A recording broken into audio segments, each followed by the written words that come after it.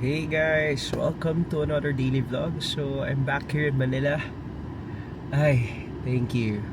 Thank you Lord, nakauwi rin naman nila. So, I got back yesterday, early morning yesterday.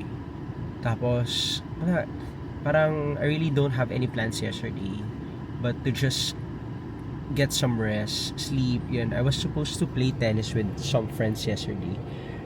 Kaya lang feeling ko di ko talaga kaya. Hindi ko talaga kaya maglaro ng tennis ng 1 p.m. I got in bed like 10 a.m. or 9 a.m. parang gano'n.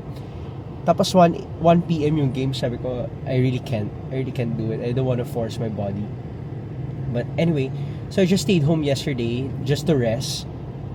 And ayun. Ngayon lang ako ulit lumabas. I'm really lazy to go out today. Pero wait lang I'm really lazy to go out today. Kaya lang, I have some stuff to do.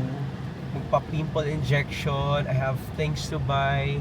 Medyo marami pa akong kailangan gawin ngayon. Tapos, I have to edit videos pa from my previous Toronto trip. Kaya dami natin gagawin today. And I haven't eaten my lunch. So, gagawin ko muna lahat ng kailangan ko gawin.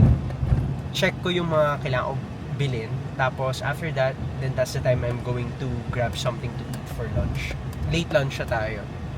Kaya tingnan natin kung anong pwede natin kainin mamaya. Okay, kaya I'll see you guys.